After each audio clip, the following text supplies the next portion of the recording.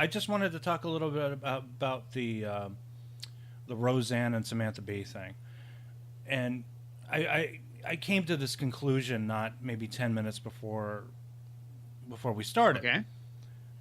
Because well, I mean, the first thing was obviously Roseanne said a bunch of things on Twitter that were, I guess, if I guess they were offensive. I'm not really sure, because she said something about Valerie Jarrett, Muslim Brotherhood, Planet of the Apes. Valerie Jarrett was born in Iran to two African American parents, but they're very like on the light side, meaning very like 1/4 African American here. I mean, like I think Rachel Dolezal is probably blacker than she is. You look at her picture, she doesn't really look black at all, but she does. I mean, like what's really funny is the whole Planet of the Apes thing. Obviously, Roseanne Barr was channeling this in all of her madness / comedic genius, that her hair and her comportment, if you will, resembles Helena Bonham Carter quite a bit in Planet of the Apes. It's very interesting, but she doesn't really strike. She's not anybody that any soul brother out there is going to look at and say sister. You know, I mean, she looks like the whitest white person that ever walked the white earth, and she even dresses like a white person. But and then after that, ABC unceremoniously canceled her show completely in defiance of incredible ratings and probably lots of advertising revenue, because that's really what decides these things in the end. Can I interject that it was basically, okay, this is a woman with a history of mental problems and has told people repeatedly, like, I have multiple personalities, I have mental health issues. She said this. Now, she had been doing all kinds of weird, it's like she had been tweeting things a lot that were of like right on the edge, and I think that this was the straw that broke the camel's back, of like, no more, we can't deal with this person. She's obviously got some issues that she needs to work on, and God bless her, let her go work on her issues, and we don't have to and also, let's face it, who knows how much they would have gotten protested for this. I can't even imagine. So I can't imagine. No one protested when Joy Reid said those terrible things. She also works for ABC. Nobody protests when the gals on The View say incredibly ridiculous, controversial, racist, sexist things every day on their show. Nobody says anything when Jay-Z says crazy ass things on his Twitter. I mean, Kanye West has said crazy things. You know, people just say things. I don't quite know what's going on here, but there's been plenty of crazy people. People who call themselves crazy. The thing is, if you go and say, hey, I'm crazy, we all know I'm crazy, right? I'm crazy. You're not really crazy. You're kind of maybe half crazy and more sane than you would realize, or other people would realize. But when you say I'm crazy, you're kind of bailing yourself out. You're letting yourself off the hook by saying, I can't be responsible for my actions. You know I'm going to be crazy. I look at this as a very similar to when Charlie Sheen had his meltdown. I guess he either had a meltdown or he just didn't want to work on the show. That's another theory. That's another theory, that Roseanne did this to get out of the show because it was too exhausting. Look, she is approaching. She's in her mid-60s. She's physically, it was very tough for her to do the job. You know, life is tough, and she was probably. Right. This is almost like I kind of like sometimes when people do like death by cop. Of like, I'm not gonna pull the trigger. I'm just gonna go out and have like a big meltdown publicly and hope a cop shoots me. And it was almost like, I dare you to fire me, and they said, okay, you're fired. I think that's so. ABC went and did that. You know, kind of either virtue signaling or actually having some set of ethics that they're following. I would go for the virtue signaling more. I think they really want to improve their image in some way. And then after this, Samantha Bee, on her show, and I do watch her show on occasion because I have to stare in slack-jawed disbelief. Samantha Bee was like, she was a part of the Daily Show back in the Jon Stewart years, and I really did enjoy her work back then. I don't really like her show so much now. She strikes me as very bitter, very angry for no reason at all. I think life's been very good to her. She gets to kind of have it all, you know, and I really think that her husband, Jason Jones, has a lot more to deal with at home with her. But she goes and calls Ivanka Trump a feckless cunt, which, you know, to me, I mean, I've been involved in a few debates about this. People trying to say that you know, I mean, like, it's not really that bad of a word. It is here in the United States. Oh, it is. Yeah, in England. It is. I never say it. I never say it. To I me, never think it's it. the I'm worst. like, I don't even go. I don't want any trouble. I do. With that. I said that. That's what I said about The Handmaid's Tale. I said this show is a cunt. Oh. But I called the show a cunt. Now, but the problem is that, well, to me, cunt is like the worst word you get. It's worse than the N-word for me, as far as I'm concerned, because you don't see women calling each other cunt. Okay, hey, cunt, how you doing? Are you my cunt? Oh, yeah, I'm your cunt. Yeah, I'm your cunt. Now, in England, in like England or the UK, this word is used for male, female. It's whipped out way more. Asshole. They don't say asshole in England. They say cunt. I mean, like when they call somebody, I'm just reminded now of Al Pacino calling Kevin Spacey a stupid fucking cunt. Okay, so after that, then Samantha Bee the next weekend apologized. But the thing about it is, the Samantha Bee show, I just want to put it out there, it's rehearsed, it's scripted, it's produced, it's approved. And TBS approves the scripts too. I mean, like, you don't get to have a show. Well, they did. Without Now, the look, network they approval did of the bleep script. it.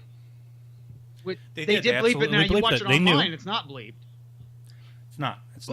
I'm right on the edge of like a combination of like, well, on the one hand, it's like going after the first lady. I mean, look, I told you this before. Trump, whether you love him or hate him. Wait a minute. She is the daughter. Okay, she's the first daughter, not the first. Oh, I'm lady. sorry. Oh, you're right. Never say that Well, again. Especially with how Samantha Bee continued the joke. I mean, she was all about this whole thing. Apparently, she and a lot of other people believe that Ivanka and Donald have more than a familial relationship. It's a little weird and creepy, but that's all I'm saying is that, would you date my daughter? I'd date my daughter. I'd date my daughter in a second. Are you kidding me? And I said this. I'd hit that. I said this before. Like Trump, whether you love him or hate him, he has sort of ignited a debate that was simmering before, and it just unleashed this rage. And because he gets elected, a lot of women did not like this, and so they had anger that they could not aim at him, so they aimed it at the men that wronged them, and rightly so. You should say, if the man did something bad to you, say something, please. I think they should be aiming it at the women who wronged them. But that's a lot of women did vote for him too, so you can aim it at them maybe. A lot of educated women, blacks, Hispanics, homosexuals, a lot of people voted for Trump. Mm-hmm. So after all this, now the thing that bugs me about them, and the thing that I find absolutely intolerable in both Roseanne Barr and Samantha Bee, is that they both apologized. They apologized. Roseanne blamed it on Ambien, which is ridiculous. Samantha Bee said, I wanted to reclaim the word like you can reclaim the word cunt. You can't. The blacks, the African Americans, have managed to reclaim the N-word for their own use in some way, and then they pretend that they own the word when they didn't. But I give them that. I can't give Samantha Bee that. I don't, and I didn't appreciate her apology, and I didn't appreciate Roseanne's apology because it smacks of walking back things to try and cover your ass, and it's not honest. It's not honest. If this is how Roseanne Barr feels about Valerie Jarrett, and if this is how Samantha Bee feels about Ivanka Trump, then let it lie. There's nothing wrong with honesty in the end. I mean, like if you're worried that you're going to lose your job, that's something else. They are because these are sponsored shows.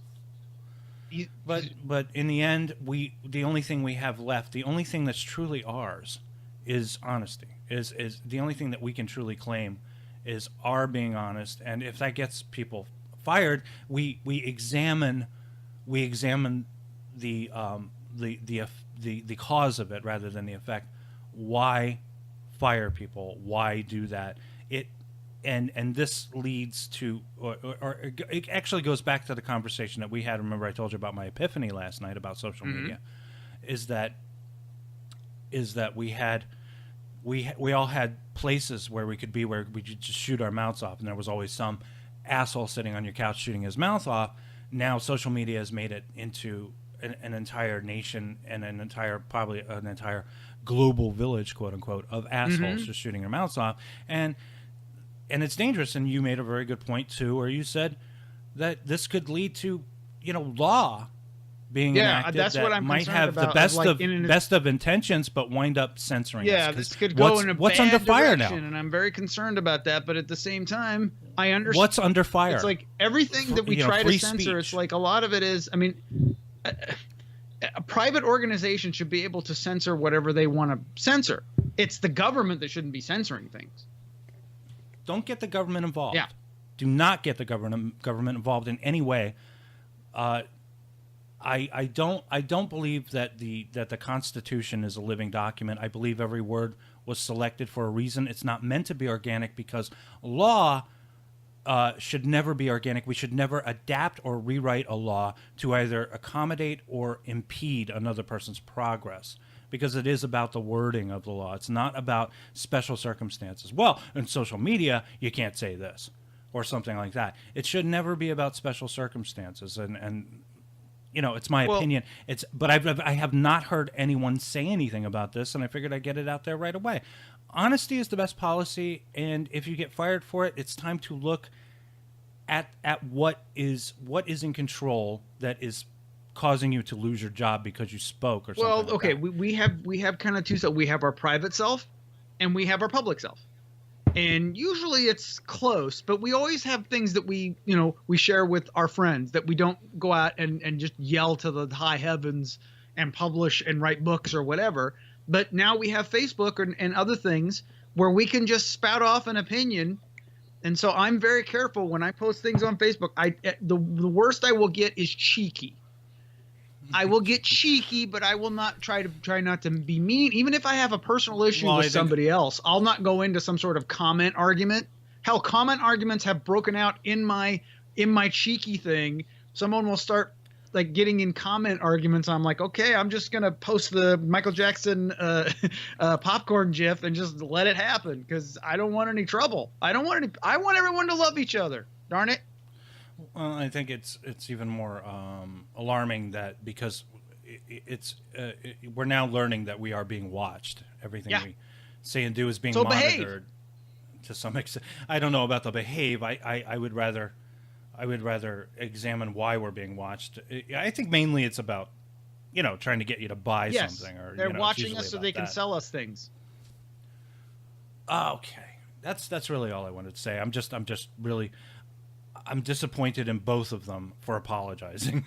I think people should stick by the philosophy, stick by their words until they change their mind. And it's okay to change your mind, too. I mean, you can change your mind. You should always change your mind about one important topic at least once a year. You know what? Personally, I'm okay with saying this. I've changed my mind on Bill Clinton.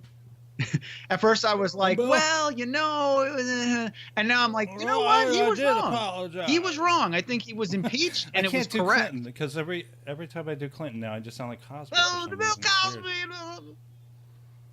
Well, I did apologize. I can't do it. I sound like Jimmy Stewart on Valium. Yeah, because they started asking him. He's promoting a book, and he kind of went off the deep. He got real defensive, and I'm like, dude. Oh yeah.